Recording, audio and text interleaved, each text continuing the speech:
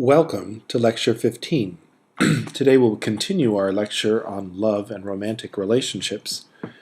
And as we do, pose this interesting question to you, or intriguing question. Which of Sternberg's factors would be involved in a platonic relationship? So to what extent would this factor possibly be involved in a successful long-term marriage? The idea here is that there are some aspects of friendship that might actually be helpful for a successful long-term friendship in marriage. But just give that a ponder, maybe talk to some of your friends online or family members about that question after reviewing Sternberg's love factors. These announcements are no longer really relevant insofar as we've passed by these dates. And the exam adjustment actually applies to the in-class administration of the exam. I will comment that the annotated references which have been submitted by everyone, consistent with any of the assignments that are in this class, it's important to make sure that you get all the portions of the assignment instructions addressed, and also that if you only do the minimum requirement for the assignment, chances are you will not be receiving an A even if you do it well. If you want to do A quality work, then exceed the minimum expectations and do that work that you do well.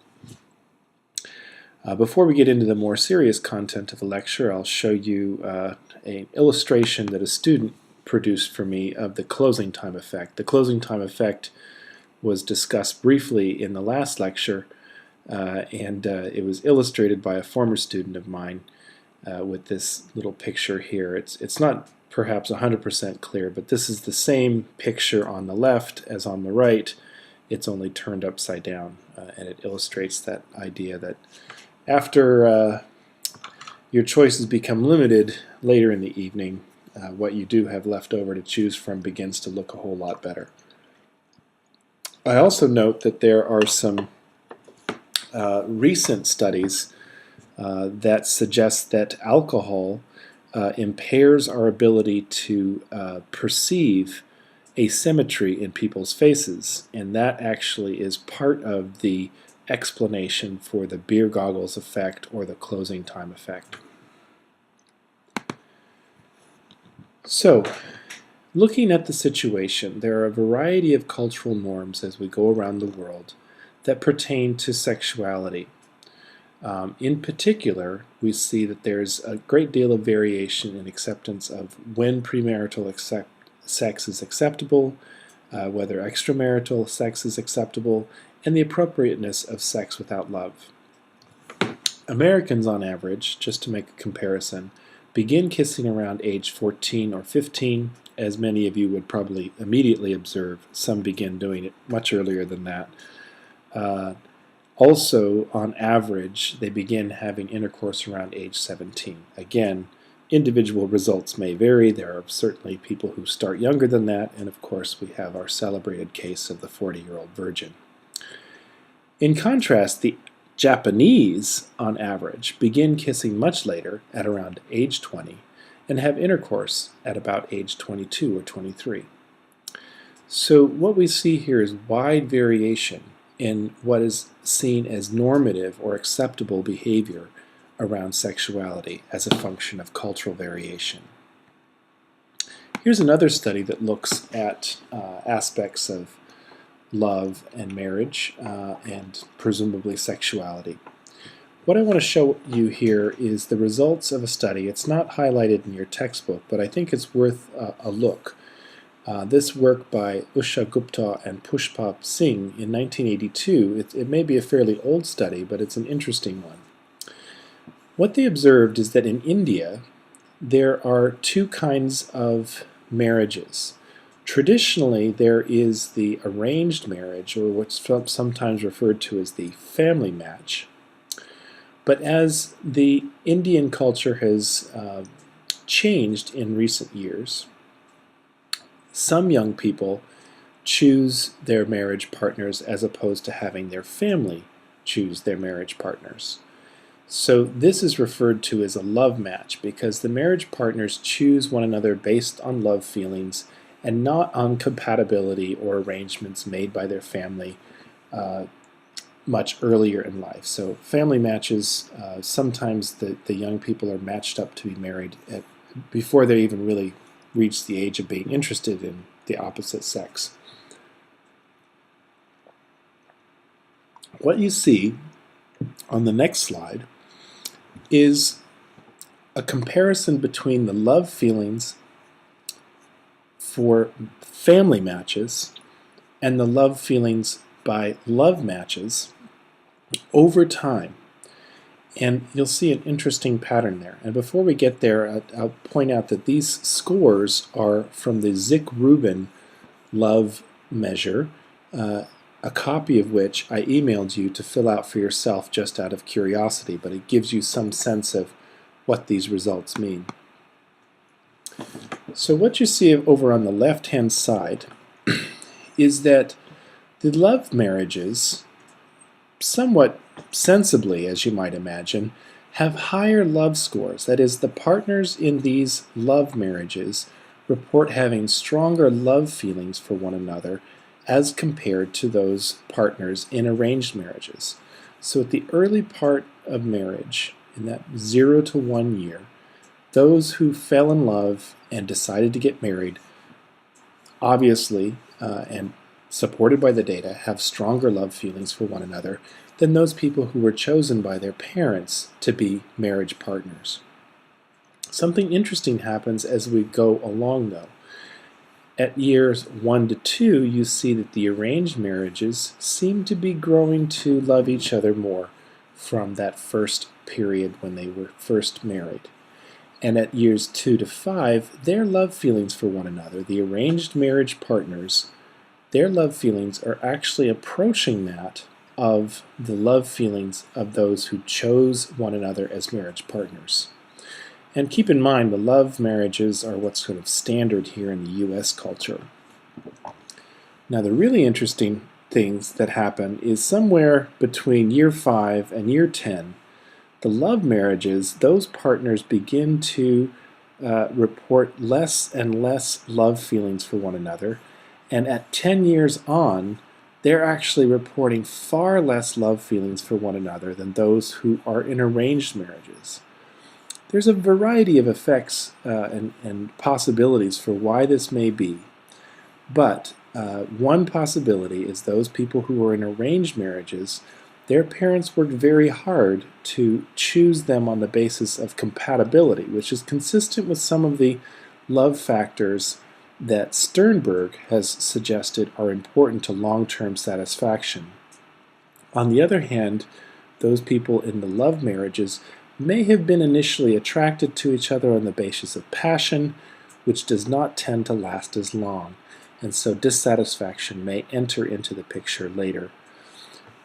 These are just a couple of possibilities. I encourage you to think about other possibilities, including those people who are in arranged marriages basically feel as though, due to tradition, they have to stay in those marriages and they make the best of it, whereas those in love marriages may feel as though they can look elsewhere, exit the relationship, and choose a new love partner, and this may contribute to feelings of dissatisfaction. Speaking of sexual satisfaction, it's important to note this particular interaction. Sexual situations tend to look very different to men and women. Compared to women, men perceive more sexuality in an interaction between a man and a woman.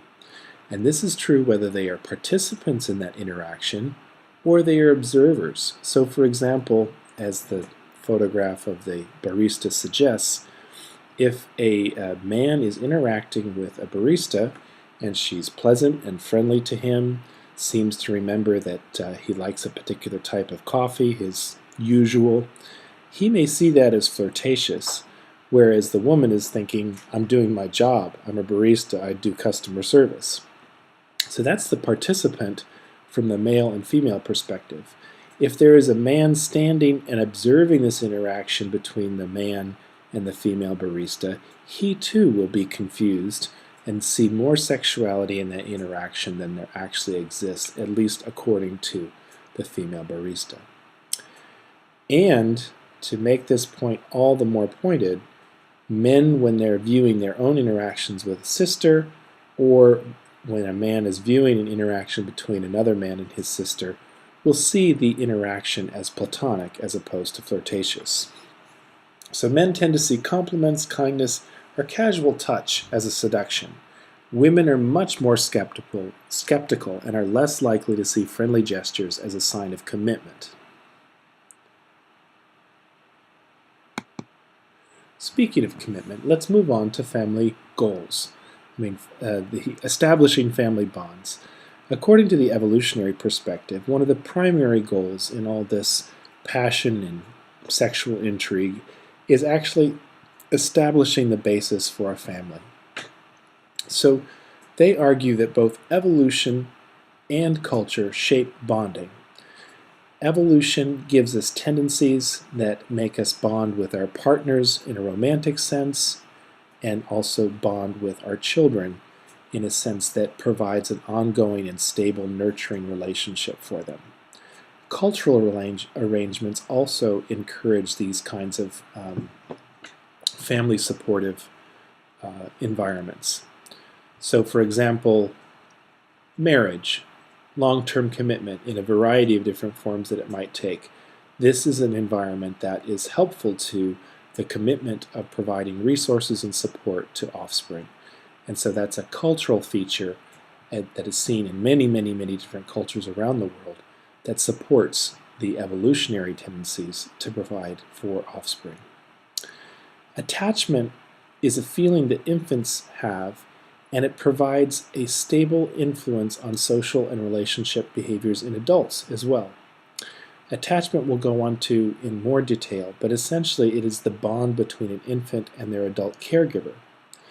And we'll talk about it in greater detail, but not only is that a basic biological tendency, but it also becomes a cognitive feature that is a thought feature for an infant as they begin to develop what is essentially a set of expectations or a stereotype for what a relationship is supposed to be like.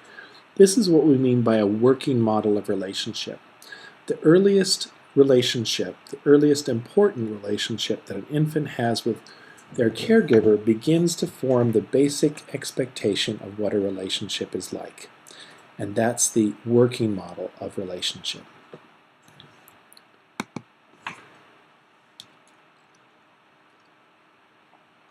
So as I was saying, both evolution and culture aid in reproductive goals. Our passionate sexual feelings that we have for one another, while initially essential, fades over time. However, what it gets replaced with is a long-term feeling of intimacy and commitment that increases. There is also a biological basis for this in the hormone oxytocin, which is sometimes described as the trust hormone. Couples that have been together a long time and who have a great deal of emotional intimacy and physical intimacy tend to have higher levels of oxytocin and feel a strong bond to one another. The cultural patterns that I referred to before are patterns such as marriage and commitment to our children. So we'll talk about these three different features that relate to establishing family bonds. At the personality level, we'll talk about attachment style and also personality or individual differences in exchange and communal orientation. From a situational perspective, we'll examine how threats influence our relationship feelings and how jealousy in particular as a threat introduces a certain kind of feeling about relationship. And finally, we'll look at how over time there's an interaction between the personality or the people that we are and the situation of a relationship that we exist in and how that shapes our personality over time. So, attachment. As I've emphasized from the very beginning, human beings are a social species and we have a need to belong. The human need to form and maintain strong, stable interpersonal relationships is among our strongest motivations. That same feeling that keeps a romantic couple bonded together may also be what keeps them attached to their children. So we're not suggesting that couples have romantic or attachment or passionate feelings for their children, but that same feeling of yearning and need to be with and need to support that they feel for one another as a romantic couple is extended to their feelings of protection and support and bonding with their children.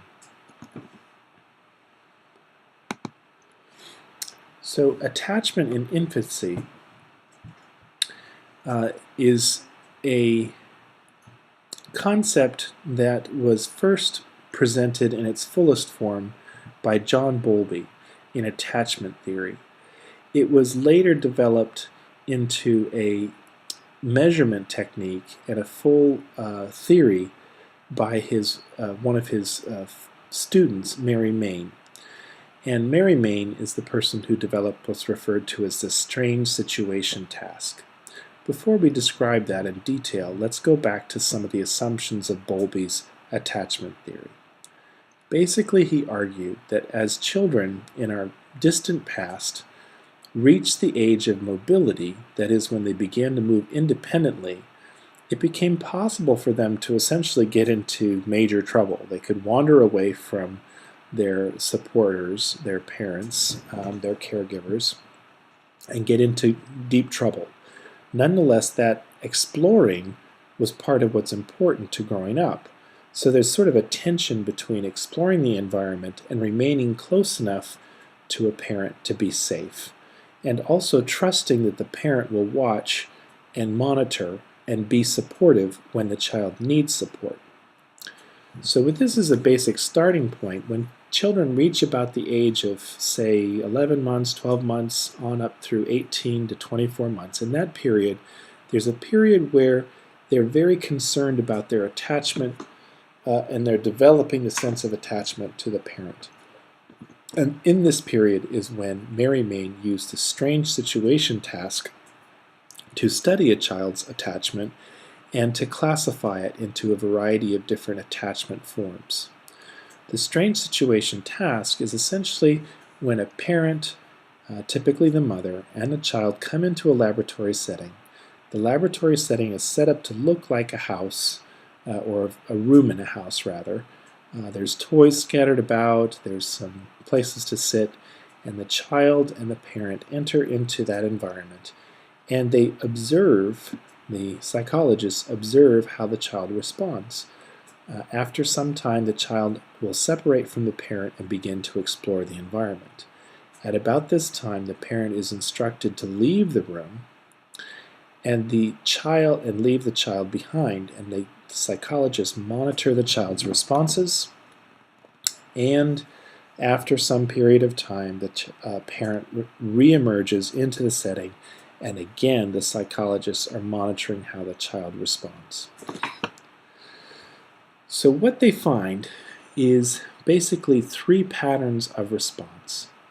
Some children, after a short time entering the room, begin to explore the environment with a fair bit of confidence, and they look back to their parent now and then just to kind of check in, but they're fairly confident in exploring the environment. Similarly, when the parent leaves, they're somewhat distressed, but they're still fairly confident that the parent will return at some point and don't seem to be too distressed. When the parent returns, the child makes some initial contact. It seems relatively positive in interaction, and then the child will go back to exploring the environment. These children are described as securely attached. On the other hand, there are some children who tend to explore the environment very tentatively. They kind of stay close by the parent, they might hold on to their leg, and they express a great deal of distress when the parent leaves the room. They cry and protest, and they're very unsure of themselves. They're very distressed the entire time that the parent is gone. When the child's parent returns to the room, the child, will be very, very clingy, hang on to that parent, and be, very difficult to console, and very needy. This child is described as anxious ambivalent. Finally, we have the third type. This child seems to be relatively detached from the mother.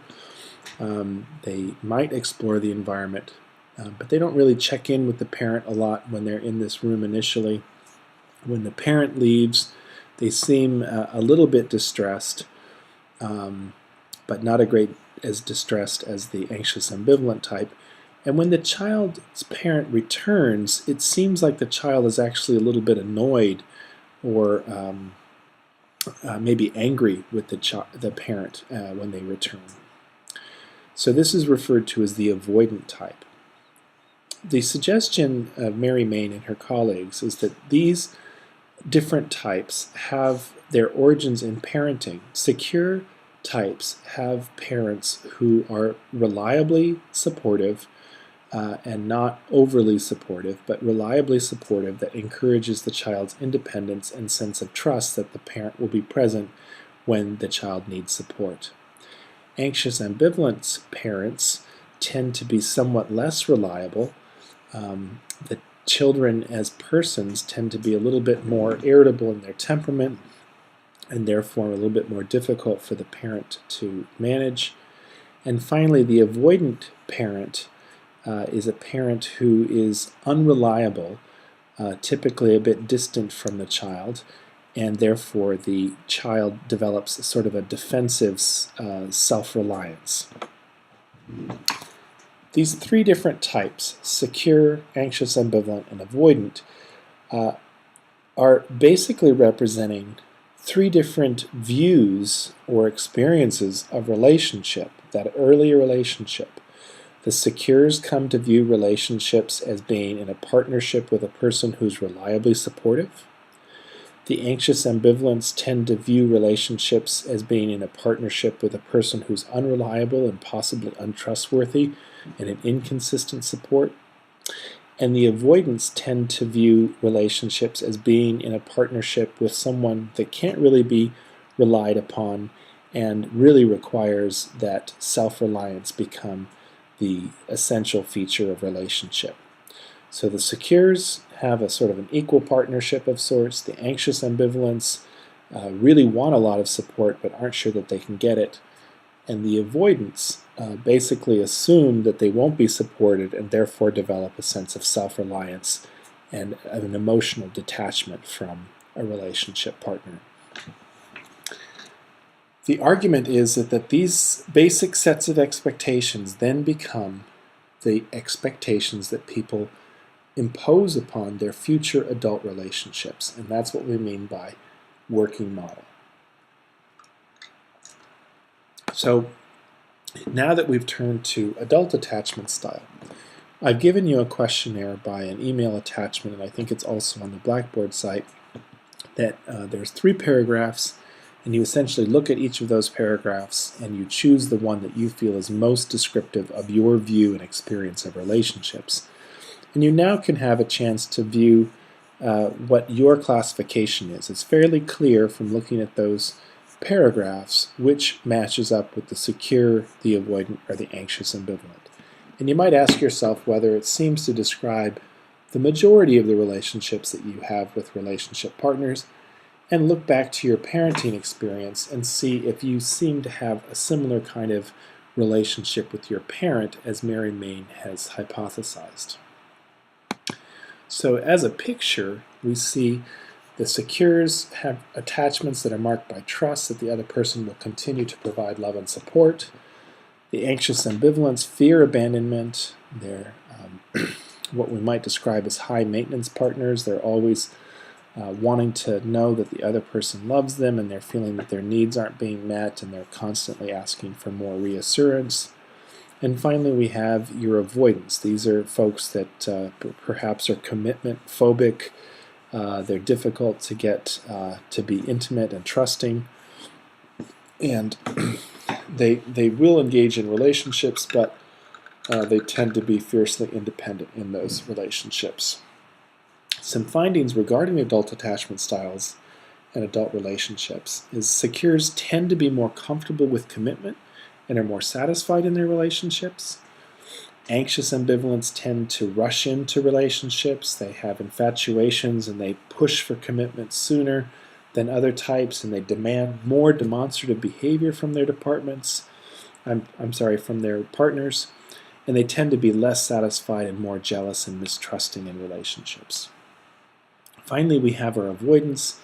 As I mentioned, they tend to resist commitment, they stay more detached emotionally, and are more independent in relationships. They also tend to be quite jealous, which is odd. They're less helpful to their partner in times of stress. And finally, they tend to be a bit more promiscuous sexually than the other types. This next slide is some research that was conducted by a friend of mine in graduate school, and it looks at attachment style as it relates to the propensity or frequency of marriage and remarriage over time. We've simplified these data by only focusing on the secures and the avoidance. The anxious ambivalents have a somewhat confusing pattern, so I've omitted them here. The important thing to point out here is that at age 27, these women in this study showed a very clear pattern that those with the secure attachment style were married at a much higher rate, much higher frequency or percentage than those who were classified as avoidant. So it's pretty clear that those people who are secure are more trusting in relationships, more willing to commit to a marriage, and roughly 90% who are married at age 27. In contrast, those people classified as an avoidant attachment style, roughly about 68-70% were married. Quite a big difference. As we look at these people over time, we see both the secures and the avoidants show a lower percentage being married at age 43. These are longitudinal data, so this means that they basically be getting divorced at roughly equivalent rates. However, when we look from age 43 to 52, roughly a 10-year period, the avoidants continue to be divorced, so we're dropping down to just over 40, maybe 45% there who are married at age 52, whereas the secures, being more trusting types, have remarried and are above 80% again in terms of the percentage who are married.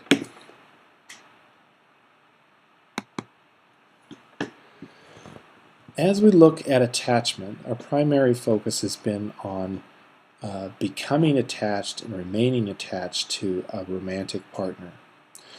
We also saw, however, in the strange situation task, there is some behavior around separation distress.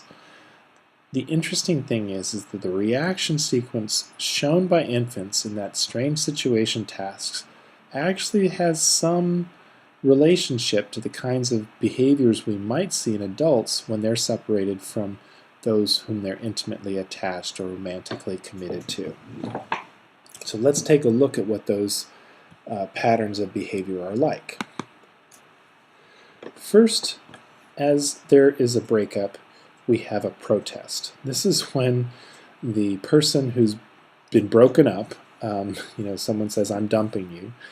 There's attempts to reestablish contact. If you think about your own experiences or the experiences of those people you know, you may remember people sending tons of text messages. "Oh, come on, can't we still be together?"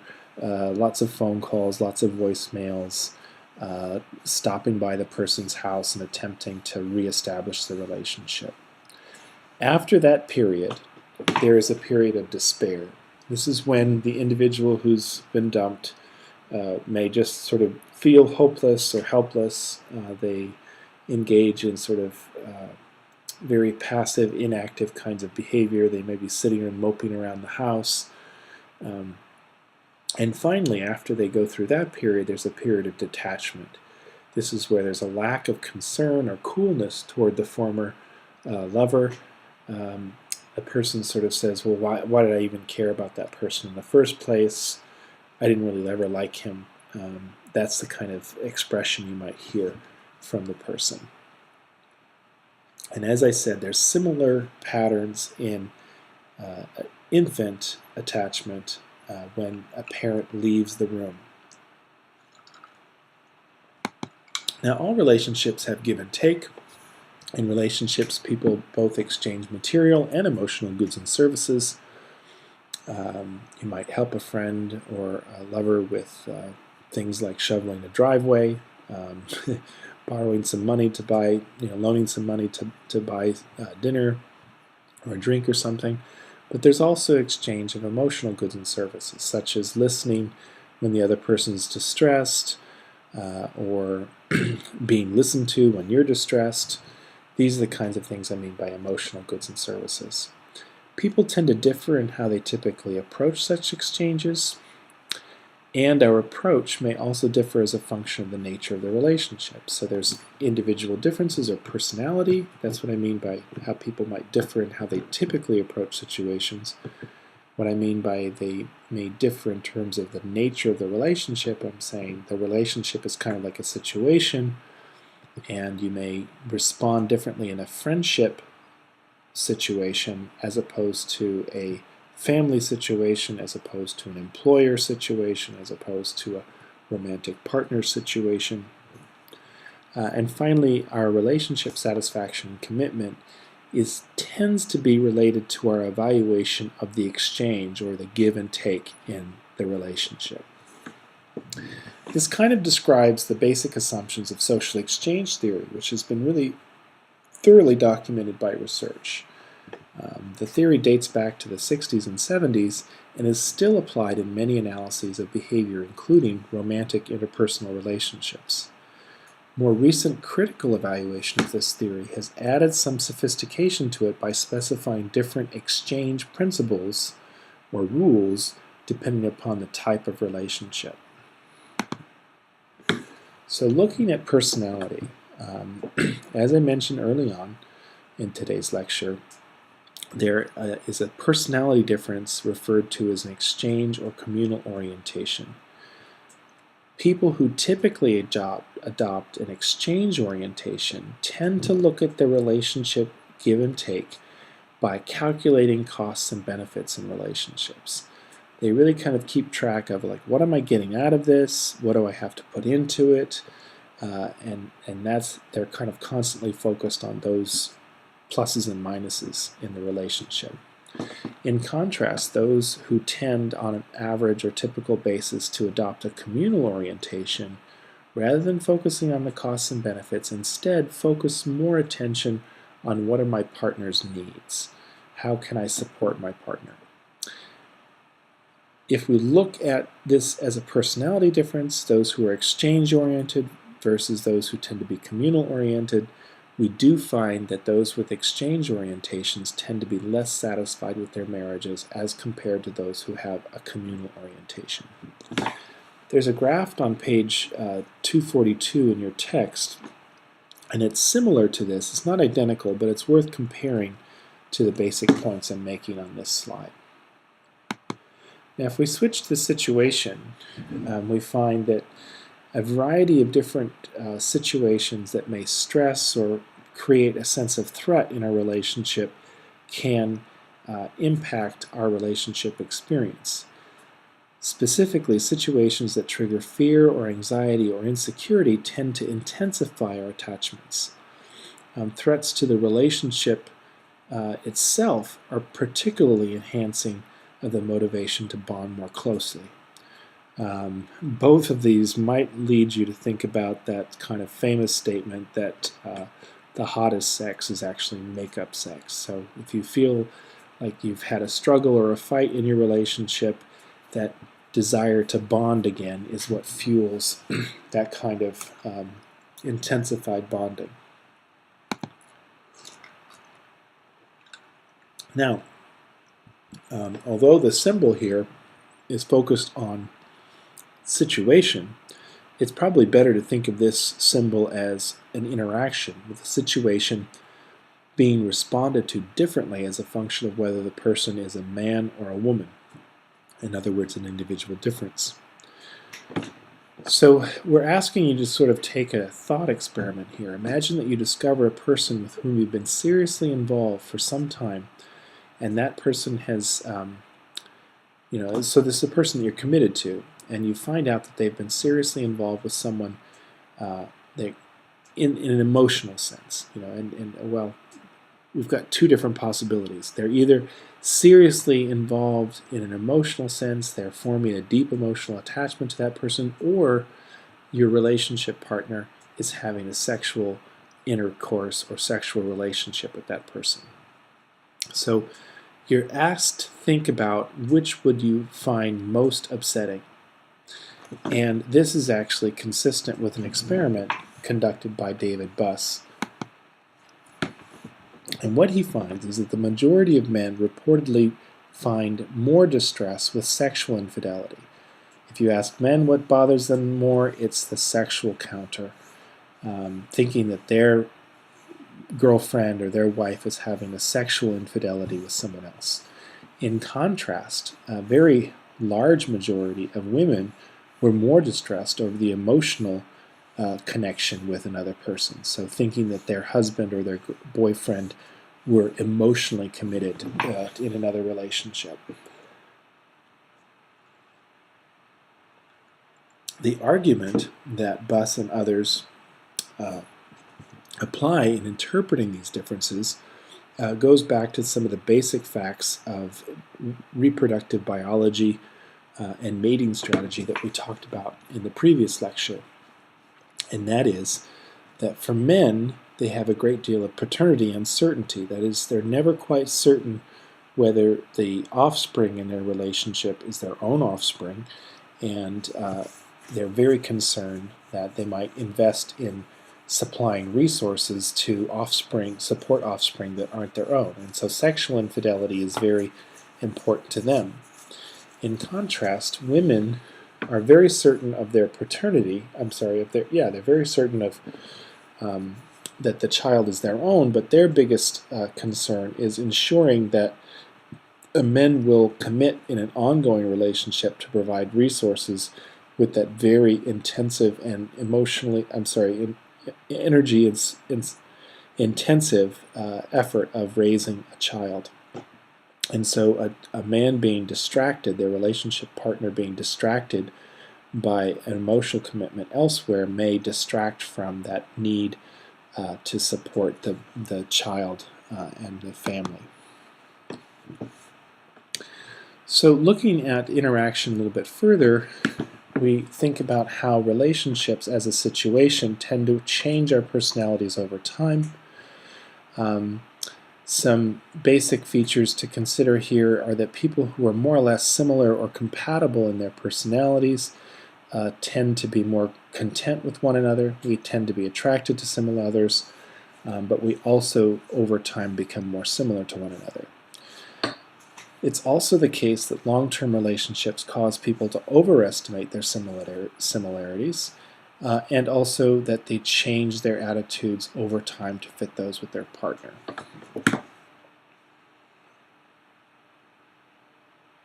Now we're shifting goals again, and this is having relationships to gain resources and social status. In many animal species, females choose males who have managed to defend the most valuable territories, and this is particularly true in species where females have a greater reproductive investment than do males. Among humans, power and status are recognized culturally as bringing access to material rewards or material resources. So people who have high-power jobs, high-status jobs, they tend to have more money, they tend to have more access to material resources. And if we look at men in particular, men with power and status tend to have an easier time attracting mates. Why is this? Women's preference for status. Women tend to prefer in research situations, and there's some funny pictures in your textbook to support this study. They tend to prefer a well-dressed, unattractive man to a good-looking man in a Burger King outfit. The inference here is that they are attending to the potential wage-earning qualities of a man as opposed to his physical qualities. And oddly enough, it's the opposite for men judging women. Men tend to look at the physical features of a woman more than her professional features, according to Townsend and Levy. And across societies, when women tend to place more emphasis on a mate's potential income and status as compared to a man's perspective on a female. Now, it's important to notice that these kinds of arrangements and preference patterns are particularly important when women are in a culture that it makes it difficult for them to achieve and earn the kinds of resources that are essential to raising a family. In cultures such as first world countries, and I know there's some problems with using that term, but in countries where women have high levels of education, high levels of career attainment, these patterns aren't nearly as strong. And that's one critique to Buss's work, that essentially that culture is moderating those basic biological tendencies. Now, we've said that women tend to prefer men who are dominant and have high status. And although they are initially attracted to these sort of dominant males, over time, less sex-type men are easier to get along with. This is a finding of Ickes. In other words, in order to be attractive to a woman, a man must maybe initially be dominant, but then show that he can be agreeable and cooperative as well. And this is one reason that Jensen and others have suggested that androgynous males are actually, or a man that sort of has a strong female side, are actually more attractive to women over time. So what about men's preference for reproductive resources? Older men tend to be attracted to relatively younger women. That's a pretty consistently observed pattern. Interestingly enough, teenage males are more attracted to relatively older women. And when I say relatively slowly like that, I don't mean to suggest old women, middle-aged women or so. I'm talking about teenage males being attracted to women in their mid to mid 20s. And this pattern is found across many societies and historical periods. That is, that older men are attracted to relatively younger women, and that's the idea that younger women have better reproductive fitness than do older women. And for the teenage males, the women in their early 20s are going to be relatively more reproductively fit than girls their own age. So back to this idea of social exchange. In committed relationships, there's a variety of different exchange principles that might guide a person's monitoring of the sort of costs and benefits of relationship. The equity rule is one such exchange rule, and it's basically arguing that for each person in a relationship, there's a ratio of benefits to costs, and in order for it to feel fair, there should be a match in those ratios. So if a person puts a lot into their relationship, then they should feel that they're getting a lot out of it as well. Or if a person puts very little into their relationship, then they shouldn't get much in the way of benefit out of the relationship. But as long as those ratios match, then people should feel as though things are fair. In contrast, there's also a need rule where a relationship is characterized by attending to what the other person needs and providing that, and feeling as though the other person attends to your needs and provides that, and there's not so much a concern about the costs and benefits and making sure that they always match in terms of those ratios that the equity rule suggests.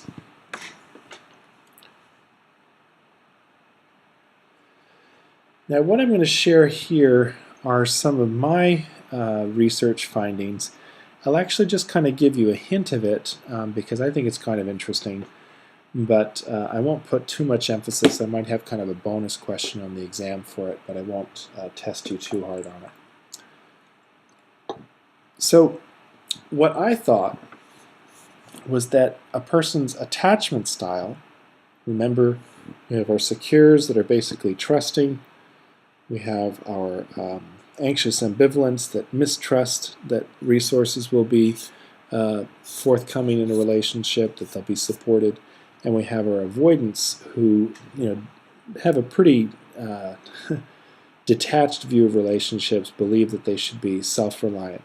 I believe that those basic sets of expectations embedded in the working model of those different attachment styles may affect the way that a person views their relationship experience and their social exchange in particular. So, as I said, we have equity, we've described that. Equality is another possibility where we have everyone getting essentially the same benefits and need, which is when you provide for the other person's need, or we talked about that as a communal orientation. We do see that the more equitable or fair a relationship is, the more satisfied people tend to be. And lastly, what I'm showing here on the next slide is that a person's attachment style tends to be focused or tends to be related to their perceptions of fairness in the relationship. So these are the results of about 300 students like yourself who were in my classes who filled out a questionnaire that measured their attachment style and then measured the extent to which they perceived unfairness or inequity in their exchanges of relationship. So the effect that you see here is that those people with the anxious ambivalent types were the ones that perceived greatest unfairness or greatest inequity in the exchange of costs and benefits in the relationship, whereas the secures tended to see the most fairness or least inequity in the relationships. And those were significant results. I took some other data from the questionnaires that these students completed, and this is an analysis that I completed, and I basically showed that a person's attachment style tended to be associated with inequity, perceptions of inequity. That's what essentially the previous slide showed. But that the feelings of inequity were explained by the lack of trust and the increase in vigilance for relationship behaviors on the part of those insecurely attached or the anxious ambivalent types. So attachment, if it led to secure attachment, if it led to trust, then that would be associated with, I'm sorry, I've turned this around a little bit. When a person was feeling a lack of attachment, they would feel less trust and they would see more inequity. If they felt a lack of trust, they also tended to monitor the relationship to a higher degree, and that was also associated with perceptions of inequity. So I'm going to finish up with a relationship lecture about there. There are a few more slides here, about 5 more, but I would just leave that to you to review that on your own. Basically what we're looking at here is beyond getting into relationship and staying in a relationship or feeling positively or negatively about the fairness of relationship that we've covered so far.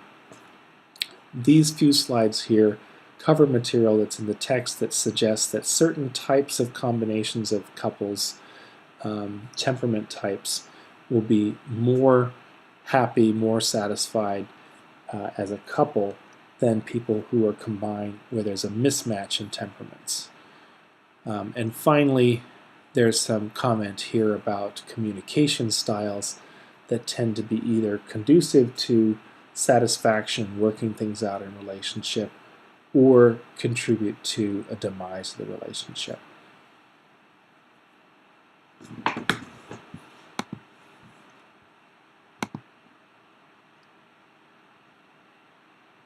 Yeah, so avoid zingers.